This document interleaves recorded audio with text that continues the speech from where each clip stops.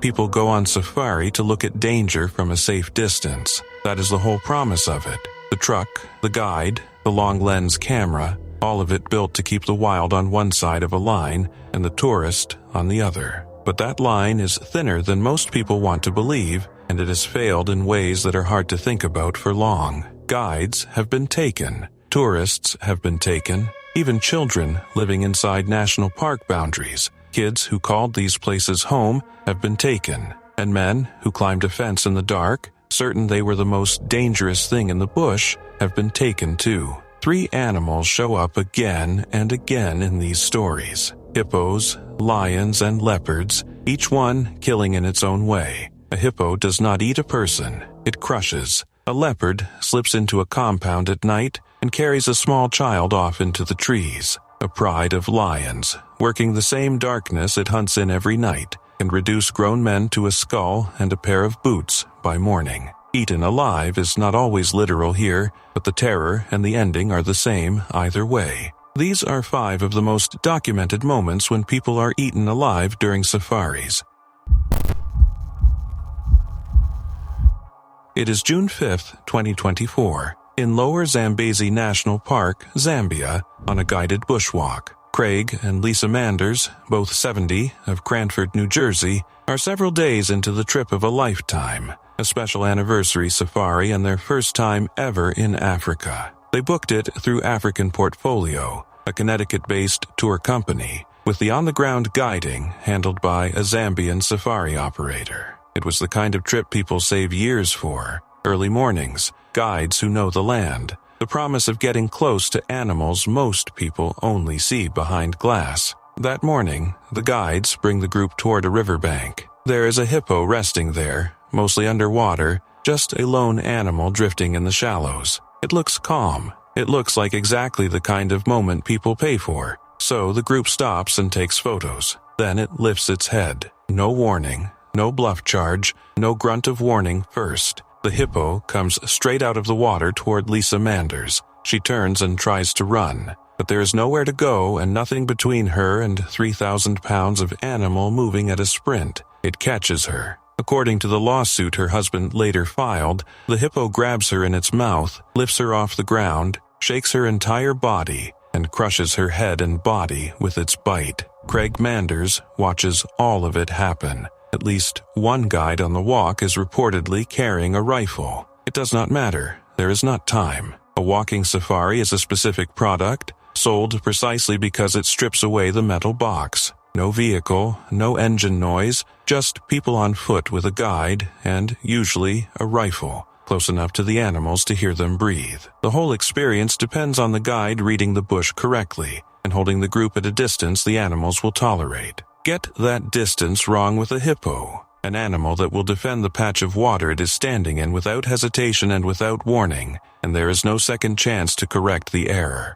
The margin that morning was measured in a few seconds, and it was gone before anyone on the walk understood the moment had even started. Lisa Manders dies from her injuries shortly after. Craig Manders flies home to New Jersey a widower. In early 2025, he files a lawsuit in Connecticut against African Portfolio, Inc., the company that arranged the trip, seeking damages for negligence and recklessness. The suit does not argue that the hippo did anything unnatural. It argues that people did. It claims the guides knew, or should have known, that standing on foot near a resting hippo was an extreme and immediate danger, and that they failed to warn the couple, failed to keep a safe distance, and then, when the animal charged, simply left the area rather than intervening. African Portfolio's attorney has pushed back on that, calling the death a tragedy, but arguing the company only arranged the lodging and was not responsible for what unfolded once the local guides took the group into the bush.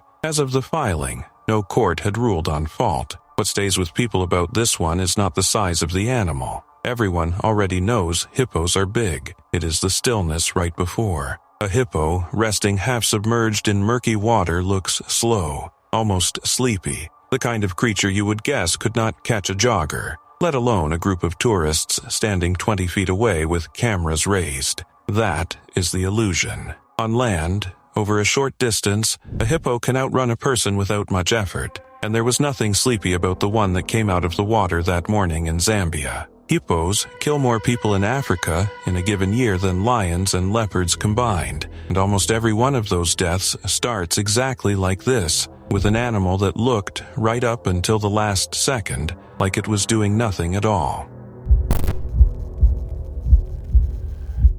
It is early July 2018 on the Sibuya Game Reserve in the Eastern Cape of South Africa, a private reserve near the coastal town of Kenton-on-Sea. This one is different from every other case on this list because the men who died did not pay for a seat on a truck, and they were not children asleep in a staff home. They came over the boundary in the dark, on purpose, carrying a high-powered hunting rifle fitted with a silencer, an axe, and wire cutters. They came to kill rhinos. Sibuya has rhinos, and it has lost them to poachers before. What Sibuya also has, moving through the same stretch of bush, is a pride of 6 lions. Sibuya knew exactly why men like this came, because it had happened before. In 2016, poachers had broken into the same reserve and killed 2 female rhinos for their horns, leaving a third animal, a male, fatally wounded. After that, Nick Fox had hardened the place, adding security and cameras across the roughly 25 square kilometers he was trying to protect,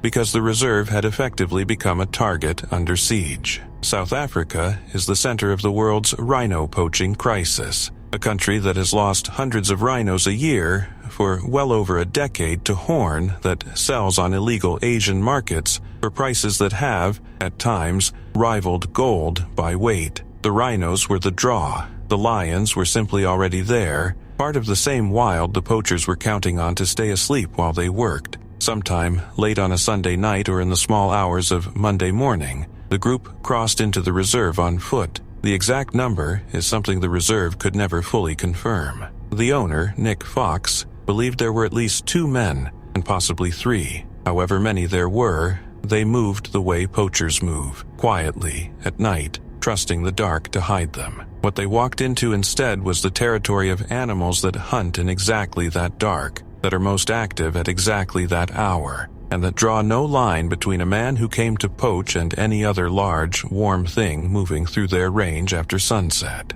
An anti-poaching ranger working the reserve with a tracking dog heard a commotion from the lions in the early hours of Monday. Lions make noise. A pride can be loud for all kinds of ordinary reasons, and there was no way, in the moment, to know this particular noise was anything more than that. The ranger noted it and let it go. Nothing about it, by itself, demanded a search through the bush in the middle of the night. It was not until Tuesday, 2 full days later, that a field guide out on the reserve came across what was left. What was left was almost nothing. A skull, a scattering of remains, 3 pairs of shoes and a set of gloves, the axe they had carried in, and the silenced rifle they had planned to use on the rhinos. A veterinarian had to be called in to sedate the lions before anyone could safely recover what the pride had left behind, and even then the recovery told its own story. There was not enough of the men to be certain how many of them there had been. The lions had done what lions do to prey. They had eaten. Nick Fox spoke to the press in the days after, and he refused the easy language of karma that the story was already collecting online. He would not celebrate it.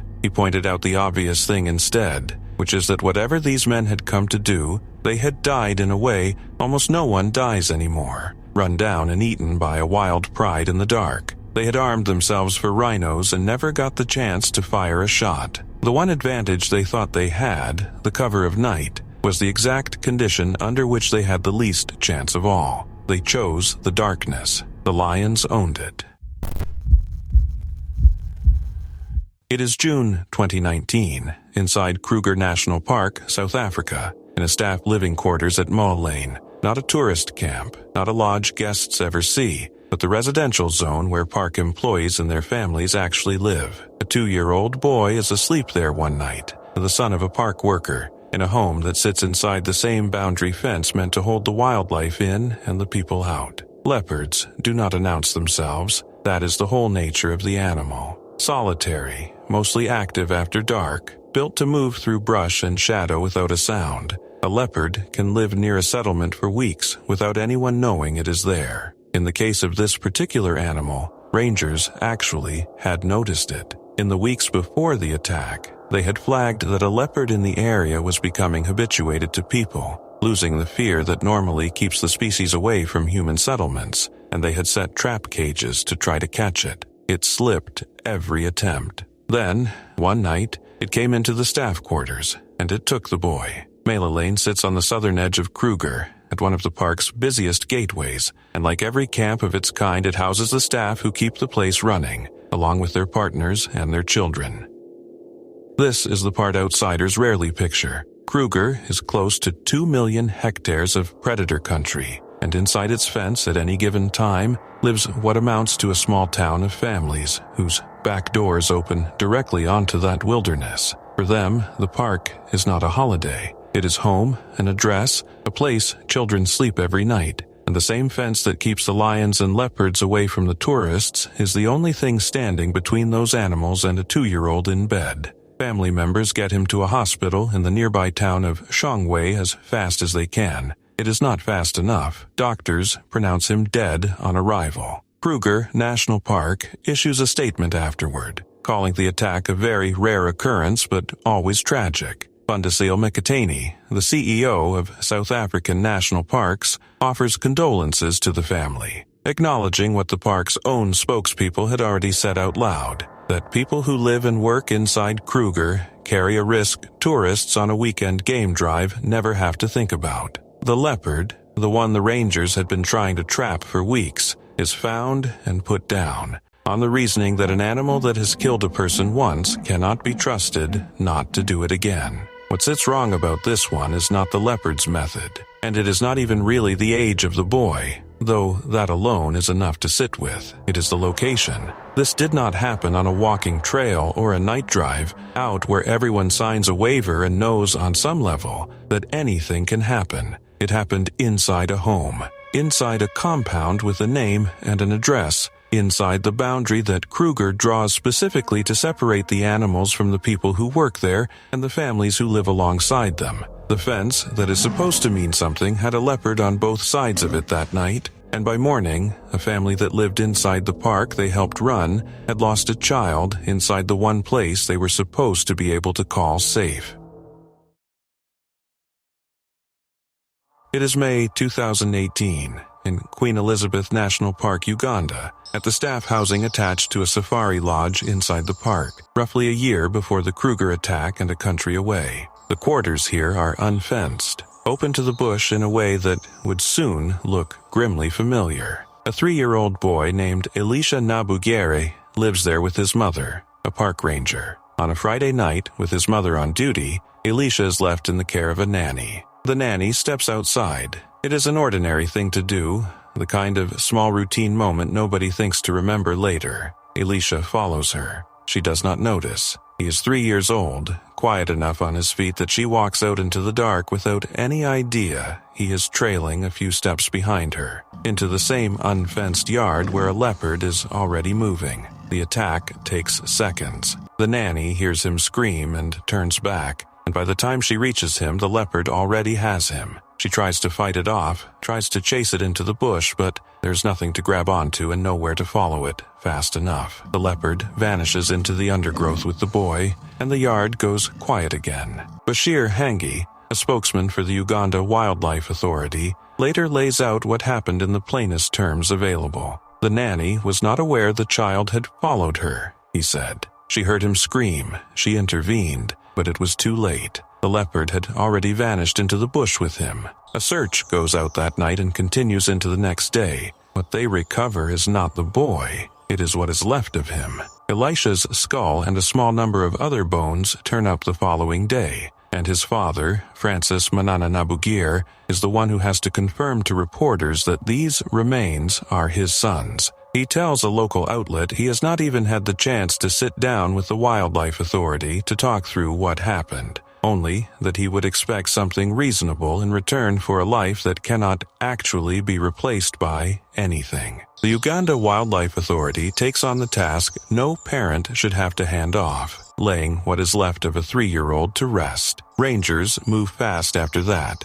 not to punish the animal, but because of what Hangi calls a shift in the leopard itself. Once it has eaten human flesh, he says, the temptation is there to do it again, and that alone makes it dangerous in a way it was not the week before. The hunt is framed as removal, not revenge. Capture it, take it out of the wild, stop it before the pattern repeats. Attacks like this are genuinely rare, and that rarity is part of what makes them so hard to defend against. Leopards, unlike lions, almost never treat humans as prey. The researchers who study them stress that a leopard turning on a person is an aberration, something that tends to happen only where wild habitat and human settlement grind directly against each other with no real buffer between them. Staff housing built inside a national park is exactly that seam, and when the aberration does occur, the victim is almost always the smallest, quietest, most easily carried person present. That is not a coincidence. It is the grim logic of an ambush predator meeting a child in the dark,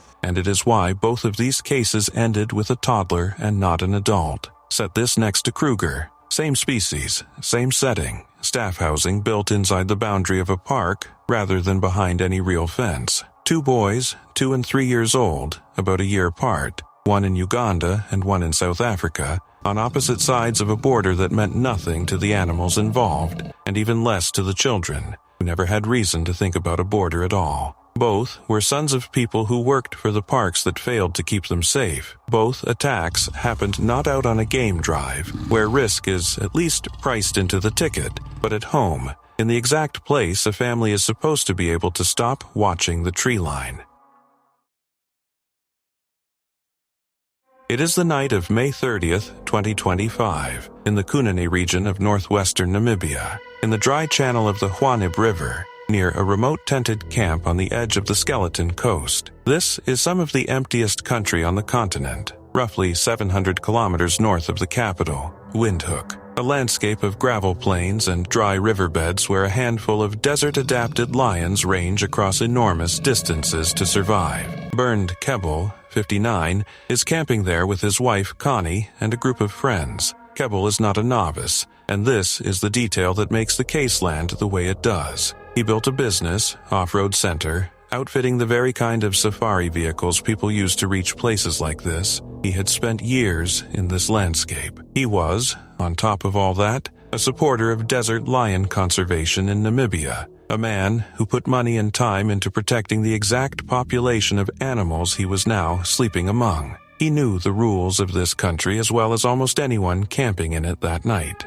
His wife is asleep in a tent set up on the roof of their vehicle. Kebbel steps out in the dark to relieve himself. That is the entire margin of error here. A man on foot, at night, a few steps from the vehicle, in open country where lions hunt after dark. A lioness takes him. She bites him in the neck, and by the time the other campers hear what is happening and rush to drive her off, shouting and trying to scare her back into the dark, it is already over. Bernd Kebbel is dead before help can reach him. These are not ordinary lions. The desert-adapted lions of northwestern Namibia number only somewhere around 100 to 150 animals, a population that had crashed to roughly 20 in the late 1990s and clawed its way back under precisely the kind of monitoring and conservation work Kebbel spent his money and his time supporting. Many of them wear GPS collars. Researchers know them as individuals, by name and by number, and follow their movements across the desert for years.